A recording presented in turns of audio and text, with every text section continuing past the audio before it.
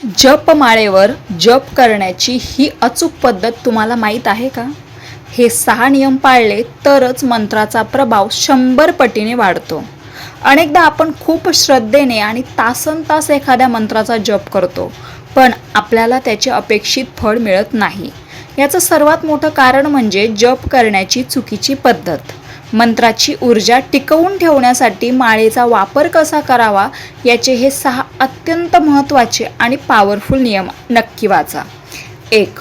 जप करताना अंगठ्याच्या शेजारचं बोट म्हणजेच तर्जनी माळेला कधीही लावू नये. तर्जनी हे अहंकाराचे म्हणजेच इगोचे प्रतीक मानले जाते. जप नेहमी अंगठा आणि मधले बोट म्हणजेच मध्यमा यांच्या सहाय्यानेच मणी पुढे ओढून करावा. याने मंत्राची ऊर्जा थेट हृदयात पोहोचते. 2. प्रत्येक जपमाळेत 108 मण्यानंतर मेरू मणी असतो, ज्याला सुमेरू म्हणतात. जप करताना हा सुमेरू कधीही ओलांडायचा नसतो, म्हणजेच क्रॉस करायचा नसतो.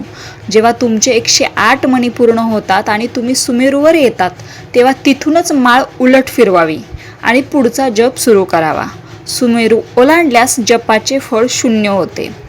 3.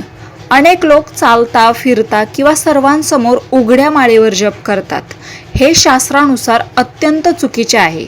माळेवर जप करताना ती नेहमी एका स्वच्छ कापडात किंवा गोमुखी म्हणजे जपमाळ ठेवण्याची जी पिशवी असते ती कुठे तुम्हाला पूजाचे वगैरे सामान भेटतात तिथे मिळून जाईल, यामध्ये असावी. माळ उघडी ठेवल्यास तुमच्या मंत्रांची निर्माण झालेली पॉझिटिव्ह ऊर्जा हवेत विरून जाते.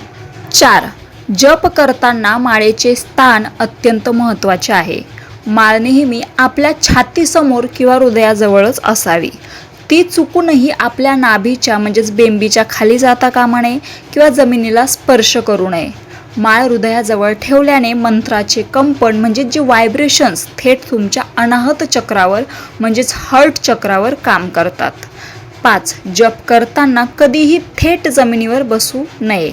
एक स्वच्छ आसन म्हणजेच उदाहरणार्थ लोकरीचे किंवा कुशाचे अंथरून त्यावरच बसावे. जर तुम्ही थेट जमिनीवर बसून जप केलात तर मंत्राच्या उच्चाराने तुमच्या शरीरात निर्माण होणारी प्रचंड ऊर्जा जमिनीच्या गुरुत्वाकर्षणामुळे अर्थिंगसारखी थेट जमिनीत निघून जाते आणि तुम्हाला शारीरिक थकवा जाणवतो. यामध्ये मी तुम्हाला एक प्रो टिप पण देऊ शकते की जे तुम्ही आसन वापरता. काय होतं, कुणी पाहुणं आलं किंवा काही पण असं गरज असली तर आपण आपलं आसन दुसऱ्याला देतो, परंतु ती चूक कधीही करायची नाही. आपण जे पूजा अर्चा करताना जे आसन वापरतो ते एक स्पेशल आसन आहे आणि तुम्ही जेव्हा ते आसन दुसरा कोणाला देता तेव्हा आपण जे काही कमवलेलं असतं ते सर्व त्याला पुण्य निघून जातं. त्यामुळे ही चूक कधीही करायची नाही. पूजेचं आसन हे नेहमी वेगळं असावं तुमच्या रेग्युलर आसनांपेक्षा. आता ही शेवटची आणि महत्त्वाची टीप म्हणजे 6. जप म्हणजे कोणतीही रेस नाही, शर्यत नाही आहे. अनेक लोक 108 मणी 10 मिनिटात संपवण्याच्या घाईत असतात. माळ यंत्रासारखी न फिरवता अत्यंत शांतपणे फिरवावी. प्रत्येक मण्यावर तुमच्या आराध्य देवतेचं रूप डोळ्यांसमोर आणावं. मंत्राचा उच्चार अगदी स्पष्ट असावा, पण आवाज एवढाच असावा की तो फक्त तुम्हालाच ऐकू येईल. म्हणजेच याला उपांशु जप म्हणतात. उच्चारापेक्षा तुमचा भाव सर्वात जास्त रिझल्ट देतो.